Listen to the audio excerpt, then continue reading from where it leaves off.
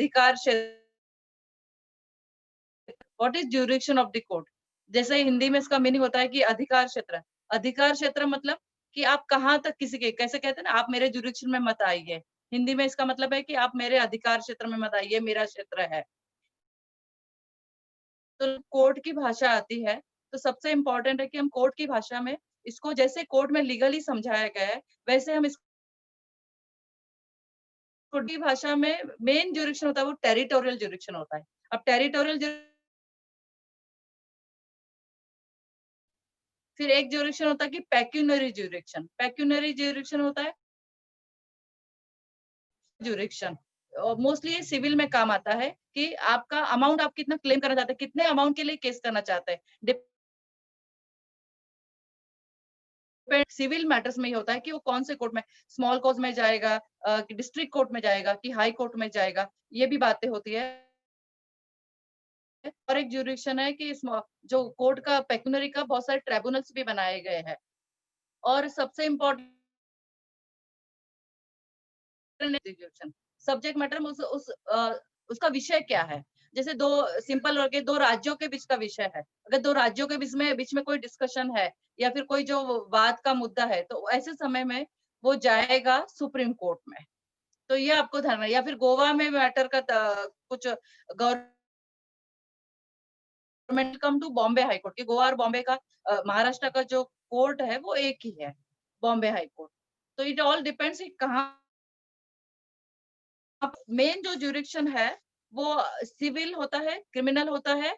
और एक सिविल में ही हम इसको एक और भाग करेंगे फैमिली मैटर्स का, which I will discuss. This jurisdiction point came to my point, एक मैटर्स में एक हस्बैंड एंड वाइफ वो जिंदगी भर मतलब बॉम्बे में रहे, शादी नाम के लिए उन्होंने पूना में की।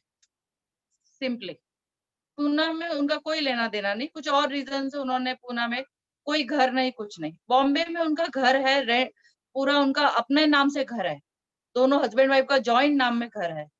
और अब वो बॉम्बे में दोनों अलग अलग रह रहे हैं, लेकिन हस्बैंड का जो आधार कार्ड है वो बैंगलोर का है, और जो वाइफ का आधार कार्ड है वो नासिक का है। मतलब उनका शादी पूना में हुई, कोई ज्यूरिडिक्शन उतना बन रहा है, या तो वो रहते बॉम्बे में, अब जाए पूना में और डिवोर्स फाइल करे। इट इज नॉट एडवाइजेबल कि पार्टी जो बॉम्बे की पार्टी है उनको बोले कि जाके आप पूना में आप डिवोर्स फाइल कीजिए। अब हम मुंबई में फाइल करते हैं तो because of the Aadhaar card आपका परमानेंट नासिक है वो बता रहा है, और मुंबई का सिर्फ उनका घर है। तो लास्टली रिसाइड एंड कोहैबिटेट टुगेदर, वो भी वो अपने घर में नहीं रहते, वो भी रेंटल हाउस में रहते। तो आप कितना रेंट हाउसेस का उनका लिखेंगे। तो jurisdiction point is very important, because no court will entertain your petition whether it is mutual divorce or whether it is civil matters or whether it is a criminal matter as well। कि अगर कहीं पर गुनाह हुआ है और आप कहीं पर कंप्लेंट करते हैं, तो वो भी ऐसा नहीं है कि मर्डर या रेप ये इस प्लेस में हुआ है और आप कंप्लेंट कर रहे हैं अलग ही स्टेट में या अलग ही डिस्ट्रिक्ट में, तो नहीं कंप्लेंट लेंगे। देखिए इसमें एक छोटी सी चीज है, क्रिमिनल मैटर्स में कभी कभी ऐसे गुनाह होते हैं कि उनका कंप्लेंट करना वो लेडी जहां पर है वहां जरूरी है, या फिर कुछ ऐसा ऐसी बात हो जाती है कि पुलिस को एफआईआर लेना पड़ता है। That FIR is recorded under zero, JZERO, zero zero zero FIR police record करके वो दूसरे पुलिस स्टेशन को या दूसरे राज्य को भी ट्रांसफर कर सकती है।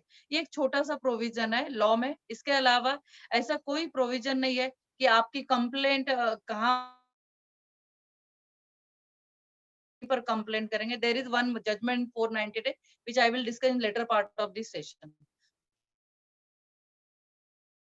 तो point of view as a lawyer we should know कि हमारा ज्यूरिडिक्शन हम लोग कहाँ फाइल करेंगे केस। तो पहला जब भी किसी वकील के पास केस आता है, it is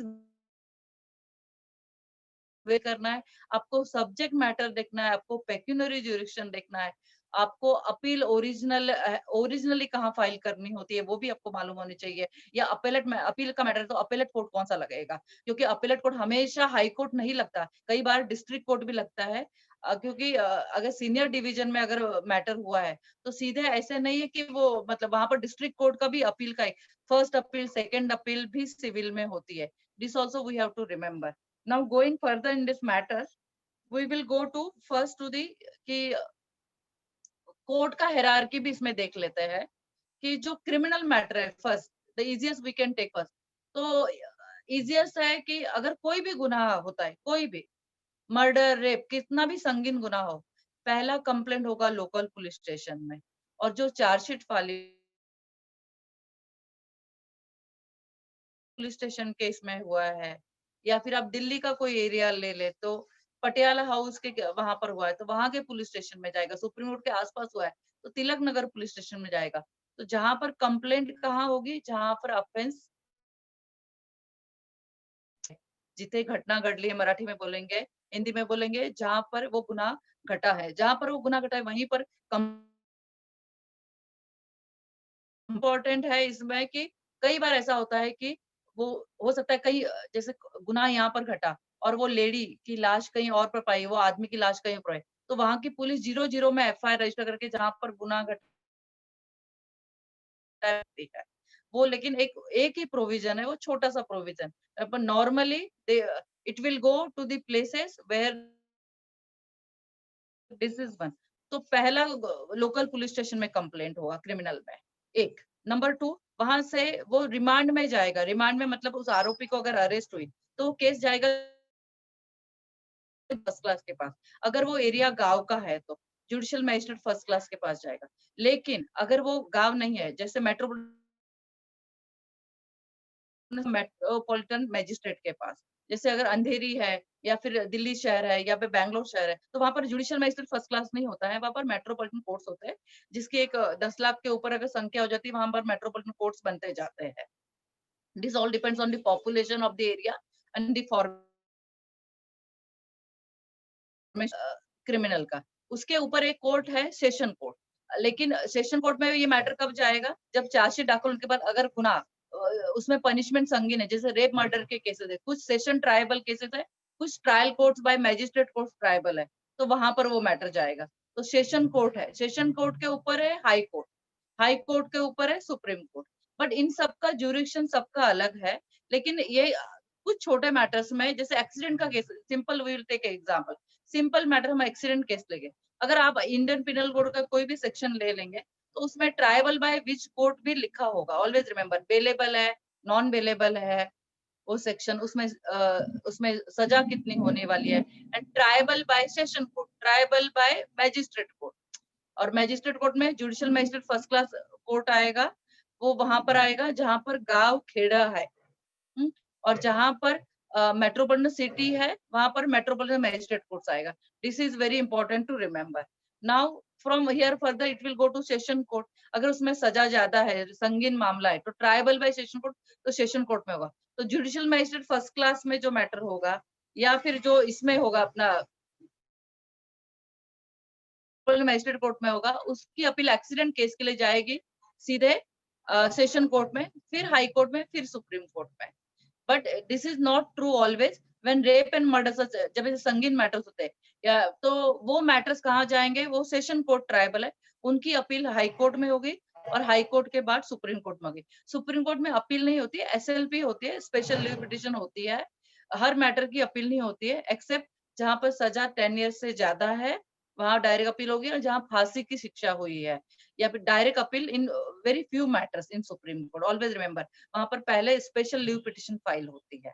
now we are coming to the high court also. High court में भी अगर आप ज्यूरिक्शन का पॉइंट ले तो ओरिजिनल एंड अपेलेट ज्यूरिक्शन है, और वहां पर भी पेक्यूनरी ज्यूरिक्शन होगा। तो जो पेक्यूनरी ज्यूरिक्शन है वो पैसे का ज्यूरिक्शन है।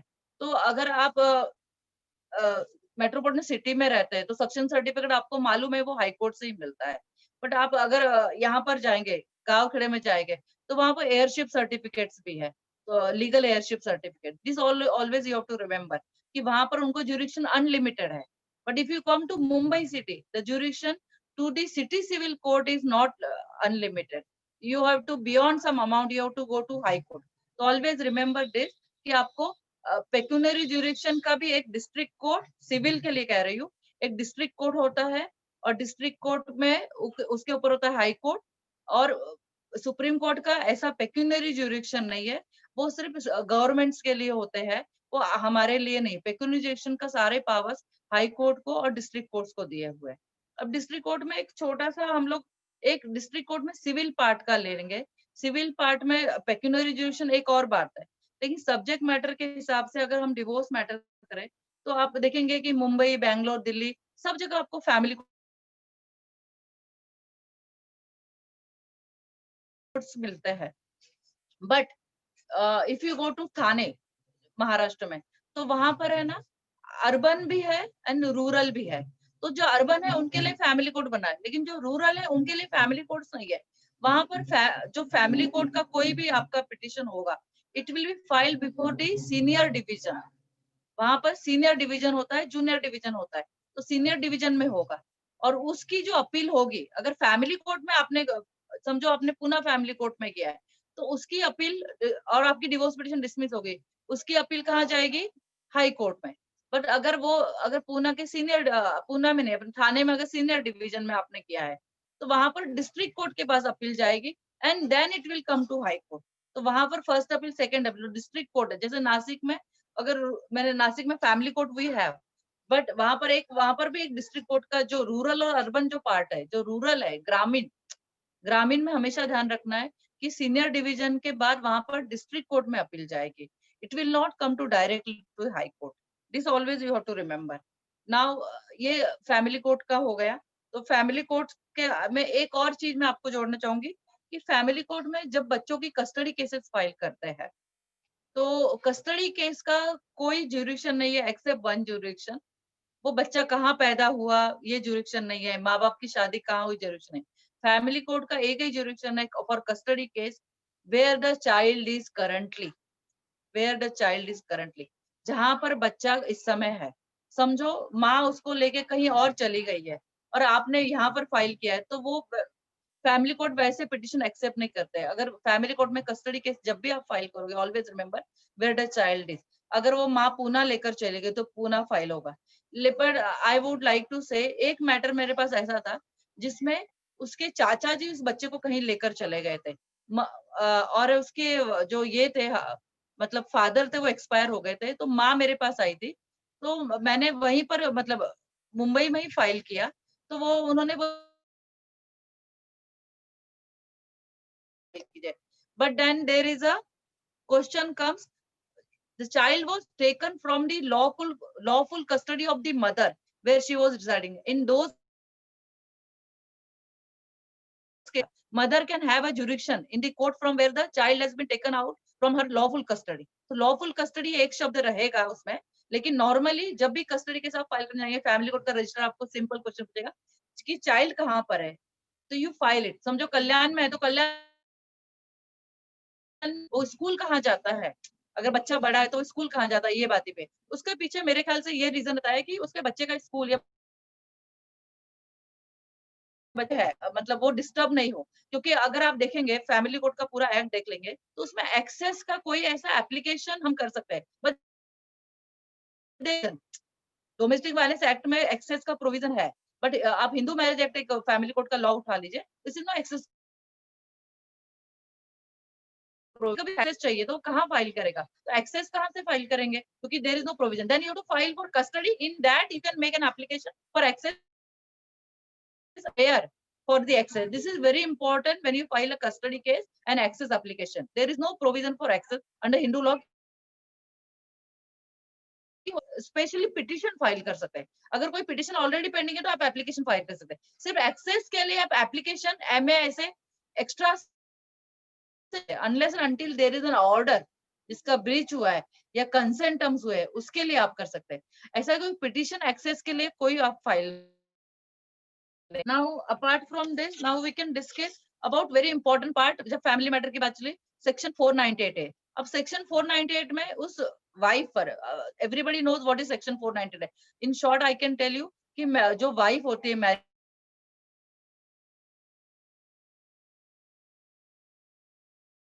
तो अगर इन लॉज यहाँ रह रहे हैं, suppose they are staying in Mumbai and she goes to Nashik, तो can she file a complaint Nashik? इसका जवाब इस समय हाँ है, क्योंकि एक जजमेंट है सुप्रीम कोर्ट का, Rupali Dev versus state of UP में कहा गया है कि एक महिला को जब प्रताड़ित किया जाता है, उसको तकलीफ दी जाती है, तो वो जाके शेल्टर लेगी। हो सकता है वो अपने उसके माँ-बाप ना हो तो वो जिस प्लेस में जाएगी, उस प्लेस में उसका जुरिडिक्शन लगेगा। तो हमेशा याद रखिएगा, तो उसका जुरिडिक्शन कहाँ लगेगा? वो जाएगी वहाँ पर उसका जुरिडिक्शन लगेगा। तो आफ्टर दिस जजमेंट 498 में एक जो मतलब जुरिडिक्शन पॉइंट हुआ है, वो काफ़ी अच्छा कि 498 में Rupali Dev versus state of UP, kindly note down judgment. Wife को मतलब उसको तकलीफ यहाँ पर हुई है, कहाँ पर? Now I mean Jalgaon, Jalgaon में हुई है और उसका मायका है समझिए नासिक में, वो नासिक में गई है। शी कैन कंप्लेंट इन दी नासिक और ज़रूरी नहीं कि वो 0-0 में यहाँ ट्रांसफर होगा मैटर। बट ऑलवेज रिमेंबर कि उसका कंप्लेंट नासिक में भी लिया जा सकता है और यहाँ पर भी लिया जा सकता है। ये चीज़ है। नाउ अगेन वही एक और ज्यूरिडिक्शन बहुत इम्पोर्टेंट है, कनकरेंट ज्यूरिडिक्शन। अब कनकरेंट ज्यूरिडिक्शन क्या होता है? प्रतीत होता है, उसका हिंदी में मीनिंग है 2 जगह ज्यूरिडिक्शन। क्या कोई चीज़ का 2 जगह ज्यूरिडिक्शन हो सकता है? एक गार्जियन वॉर्स एक्ट में एक ऐसा ज्यूरिडिक्शन है। गार्जियन वॉर्स एक्ट तो कनकरेंट ज्यूरिडिक्शन है। Again family matter and one criminal matter, ABA एक जगह हो जा सकती है। सेशन कोर्ट में भी हो सकती है सेक्शन 438 में और वो हाई कोर्ट में भी हो सकती है। लेकिन ऐसा क्यों है कि और फिर आपको कौन से कोर्ट में करनी है? तो ऑलवेज रिमेंबर कि if you are not going to session court और if you are not there are 2 courts. If you are not going to the getting your remedy or exhausting your remedy before the session court and going directly to high court, then you have to give reason कि आप high court में directly क्यों जा रहे हैं? इस बात करना पड़ेगा कि एंटीसिपेटरी बेल आपने डायरेक्टली हाई कोर्ट में क्यों मूव की है। तो ऑलवेज रिमेंबर कि एंटीसिपेटरी बेल हमेशा सेशन कोर्ट से मूव होती है। देन अगर हाई कोर्ट में भी आपके रिजल्ट होते हैं, तो जैसा मैंने कहा कि वहाँ कोई ऐसी अपील तो है नहीं। सुप्रीम कोर्ट में आपको सुप्रीम कोर्ट में सिंपली आपको एसएलपी करनी है, फिर उसमें नोटिस निकलेगी एंड इट विल उसका रूपांतर फिर अपील में हो सकता है, क्रिमिनल अपील में हो सकता है। Also one more thing, this also you have to remember.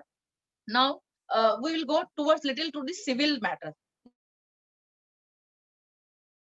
Now कि अगर आप मुंबई शहर में आएंगे तो मुंबई शहर में सिटी सिविल कोर्ट है।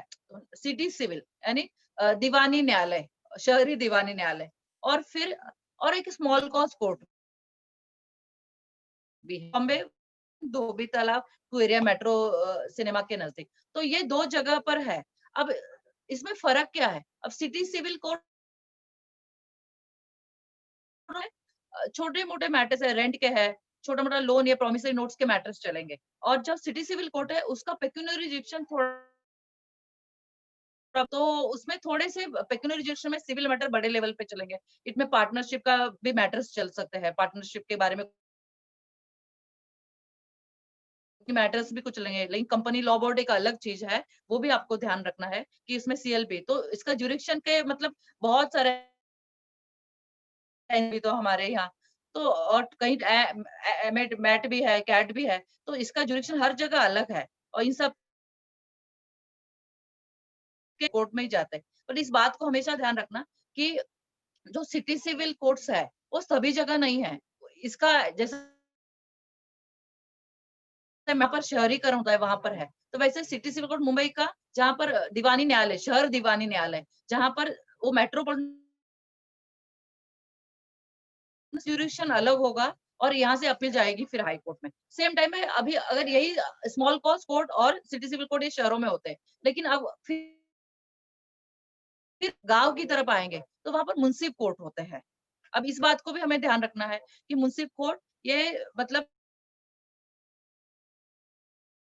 जैसे जेएमएफसी गाँव में होता है, वैसे मुंसिफ कोर्ट भी गाँव में होंगे। तो मुंसिफ कोर्ट और इन सब का ज्यूरिडिक्शन अलग होगा। तो जितना आप सीखना जाएँगे लॉ में काफ़ी सीखने के लिए है, लेकिन सबसे इम्पोर्टेंट है कि इतना ज्यूरिडिक्शंस दिया है कि आपको सब ढूँढना पड़ेगा। इसके अलावा इतना मुश्किल होगा कि अगर आपने कोई भी केस आपके पास आया, अगर आपने वो नहीं पढ़ा, तो है कि आपने गलत ज्यूरिडिक्शन में डाल दिया case. I remember one case जो मैंने मतलब मुझे याद है कि एक सिविल डिस्प्यूट था। प्रॉपर्टी कहाँ पर थी, उन्होंने डाला केस कहीं और पर था, तो सिंपली वो केस डिसमिस तो नहीं हुआ, तो प्लेंट इज रिटर्न। जो सिविल के लॉयर्स अभी जिन्होंने जो मैटर अटेंड कर रहे हैं उनको मालूम होगा कि प्लेंट को रिटर्न कर देते हैं कि file it before the proper forum, proper court. Return नहीं की जाती है, वो डिसमिस हो जाती है, फिर आपको ट्रांसफर करवानी पड़ती है। तो ये सारी मतलब परेशानी नहीं हो, इसीलिए जब भी क्लाइंट आपके पास आए तो आप प्लीज ज्यूरिडिक्शन का पॉइंट खोजिए, नहीं तो बहुत डिफिकल्टी हो जाएगी आपको। एक और इसमें मुझे चीज याद आ रही है कि ट्रांसफर पिटिशन आपने बहुत सुना होगा कि ट्रांसफर पिटिशन होता है। अब ट्रांसफर पिटिशन क्या, इसलिए ट्रांसफर पिटिशन होता है कि वो ज्यूरिडिक्शन से नहीं फाइल होते। No, it is not a subject matter for today, but I will give you one example as the matter. आज का जो सब्जेक्ट है वो फैमिली मैटर से मैंने ज्यादा रिलेट किया है कि एक लेडी है, उसके हस्बैंड ने डिवोर्स पिटिशन कर्नाटक में फाइल कर दी है, वो लड़की महाराष्ट्र में रहती है, उसका बस छोटा बच्चा भी है। Now the matter is between two, I won't say between two states, but दो स्टेट के अलग अलग लोगों के बीच में मैटर्स है। तो वो लेडी सुप्रीम कोर्ट जा सकती है और वो ट्रांसफर करवा सकती है matter to back to the Maharashtra में, लेकिन उसको अच्छा कारण देना पड़ेगा कि वो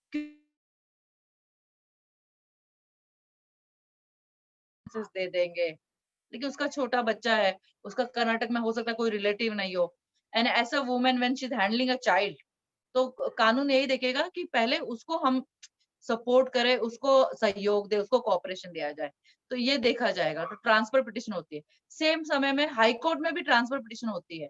सपोज जलगांव में डिवोर्स पिटिशन फाइल हुई और लेडी रह रही है थाने में और उसके पास दो छोटे बच्चे हैं, तो वो बॉम्बे हाई कोर्ट जाके ये केस फिर यहाँ से ट्रांसफर करवा सकती है। तो दो it's a point of jurisdiction, it's not clearly jurisdiction, it is more of A convenience of a people.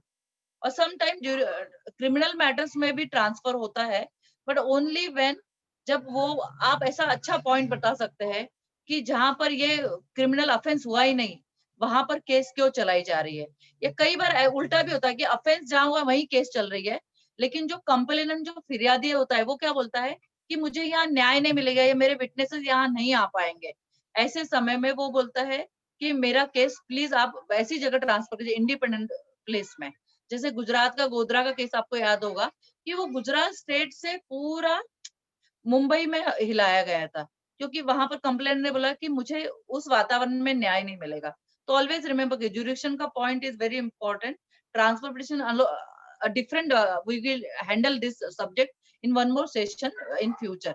तो ऑलवेज रिमेंबर कि जब भी केस आए आपको ज्यूरिडिक्शन का पॉइंट बड़े ध्यान से देखना है, और ज्यूरिडिक्शन देखने से क्लाइंट की आधी परेशानी दूर हो जाएगी। तो thank you everybody for hearing me patiently. Any question? I am open now.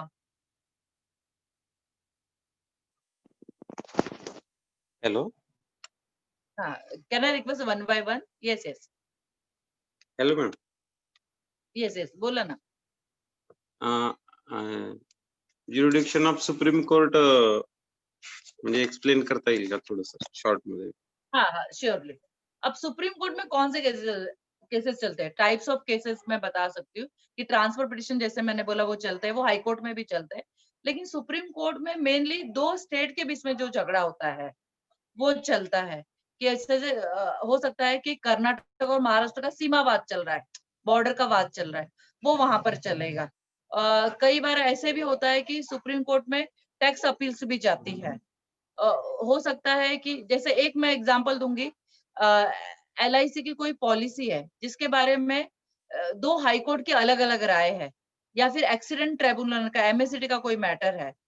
तो जैसे एक्सीडेंट केसेस का मैंने बताया कि क्रिमिनल केस तो मजिस्ट्रेट कोर्ट में चलेगा, लेकिन जो सिविल उसका कंपेंसेशन है उसका MACT का ट्रिब्यूनल है। तो tribunal is also another judicial part.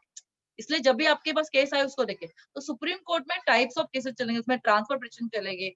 आपका हाई कोर्ट में डिसमिस हो गया तो SLP जाएगी।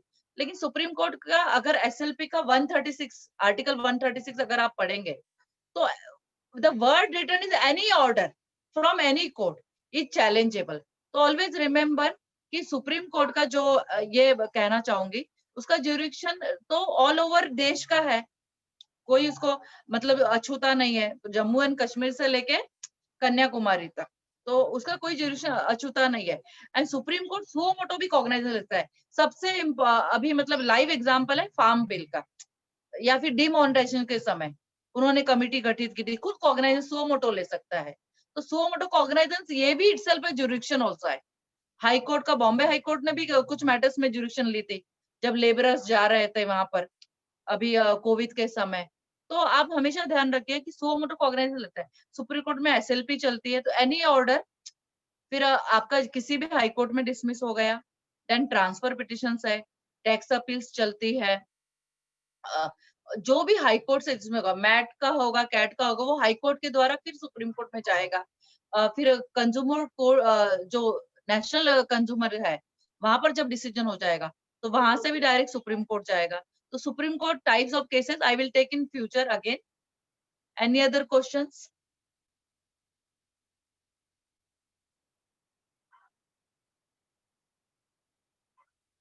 हेलो हेलो, हाँ जी बोलिए ना।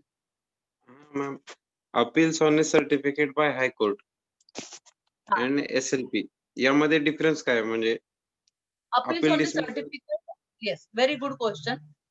एसएलपी आप डायरेक्ट करते हो, अपील्स ऑन सर्टिफिकेट हाईकोर्ट ऐसा सोचता है कि ये मैटर ऐसा है कि हाईकोर्ट खुद आपको सर्टिफिकेट देता है कि ये मैटर ऐसा है कि सुप्रीम कोर्ट इस पर कुछ डिसीजन दे। हाईकोर्ट आपका मैटर रिजेक्ट करता है, but it gives a certificate. ऐसे समय में वो supreme court, it is I won't say it is a reference by the any high court, but supreme court, जो हाई कोर्ट होता है वो सर्टिफिकेट देता है कि this matter may be considered by the supreme court, क्योंकि वो larger issue होता है। कई बार ऐसा होता है कि लार्जर इश्यू होता है, हाई कोर्ट ने अपना माइंड सेट कर लिया है कि इसके पहले भी पिटिशंस आई थी उनके सामने, उन्होंने वही डिसीजन दिया, but some time they feel कि सर्टिफिकेट, तो जब सर्टिफिकेट देता है तो उस मैटर को बहुत ज्यादा तवज्जो दी जाती है। बट अगर लेटली आप देखेंगे, तो अगर आपने देखा होगा लेटली काफी, तो वो बहुत कम है। मैंने देखा है कि इतना मतलब सर्टिफिकेट बाय, मतलब हाई कोर्ट ने सर्टिफिकेट दिया है, ऐसे बहुत कम मैटर्स आपको मिलेंगे। इट इज मतलब मोर ऑफ एक academic nature, it is more of academic nature now, क्योंकि मैंने तो मतलब पिछले 8-10 साल में बहुत कम देखा है ऐसे कि सर्टिफिकेट दिया हाई कोर्ट ने, it's very rare. But at same time पे I will also talk about reference भी होता है। कई बार प्रेसिडेंट होता है कि उनके सामने कोई ऐसा मैटर आता है, जैसे आपको मालूम है कानून कहाँ बनता है, पार्लियामेंट में बनता है, और प्रेसिडेंट के पास सिग्नेचर के लिए आता है, उसके बाद उसको कानून का स्वरूप बनता है। लेकिन ऑलवेज रिमेम्बर वन थिंग, जब भी ये कानून बनता है, अगर प्रेसिडेंट को भी क्वेश्चन है, प्राइम मिनिस्टर को क्वेश्चन है, कैबिनेट में, कैबिनेट जो होता है, मंत्रिमंडल होता है, उसको कोई क्वेश्चन है, तो वो रेफरेंस के लिए सुप्रीम कोर्ट में आ सकता है। सेम टाइम पे महाराष्ट्र में जो मंत्रिमंडल है या फिर ये उनके पास भी आ सकता है। अब बाबरी मस्जिद का भी रेफरेंस के द्वारा आया था मैटर, 2G रेफरेंस भी आया था, ये डायरेक्ट ही आया था गवर्नमेंट से कि इस मैटर में उन्होंने सुप्रीम कोर्ट को बोला हमें आपका ओपिनियन चाहिए, तो this is also point of jurisdiction. तो ये सारी चीजें है, लेकिन जो उदय जो पूछ रहे हैं मुझे ये certificate, it is more of an academic nature. पिछले 10 सालों में it is very rare now. Any other एक क्वेश्चंस? एक्झाम मध्ये यावरती काही विचारू शकतात का मला एग्जाम सर्टिफिकेट? के लिए हम बाद में बात करेंगे। Any other yes question from any other person, और you can call me Uday directly, you have my number. Yes yes ma'am, thank we are running out of time इसके लिए। यू। यस और ये हमारे पास कितना समय है?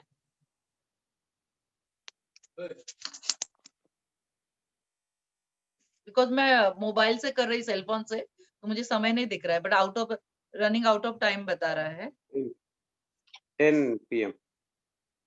अच्छा, हाँ, हाँ, तो बस हमारे पास थोड़ा सा ही समय होगा। वोट ऑफ थँक्स द्यायचं मॅडम। हाँ हाँ, दीजिए ना, प्लीज प्लीज दीजिए ना। मॅडम, आजचं आजचं तुमचं स्पीच हे आमच्यासाठी खूप महत्त्वपूर्ण ठरलं आणि म्हणजे प्रत्येक केसमध्ये युजफुल असणार आहे. कारण ज्युरिडिक्शन हा जो मुद्दा आहे, तो जी जी। प्रत्येक केस म्हणजे मॅट्रिमोनियल आणि डोमेस्टिक व्हायलन्सच्या केसेसमध्ये तर हा म्हणजे खूप जास्तीचा उपयोगी ठरेल. कारण स्टेट आणि याचं बंधन नसणार आहे यामध्ये काही. जी जी। हां. आणि म्हणजे आम्ही खूप आभारी आहोत मॅडम. आपलं खूप महत्त्वाचं मौल्यवान मार्गदर्शन भेटलं. so much. I'll end the meeting for today. Thank you. Thank you, everybody.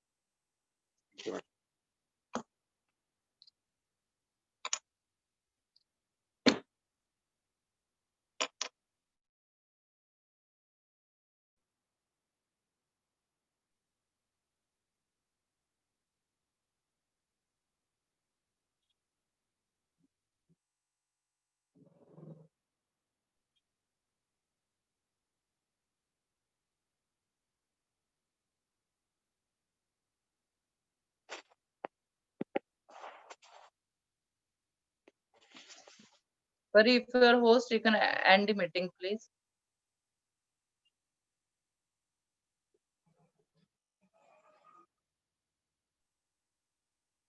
मैं यहाँ से एंड नहीं कर पा रही.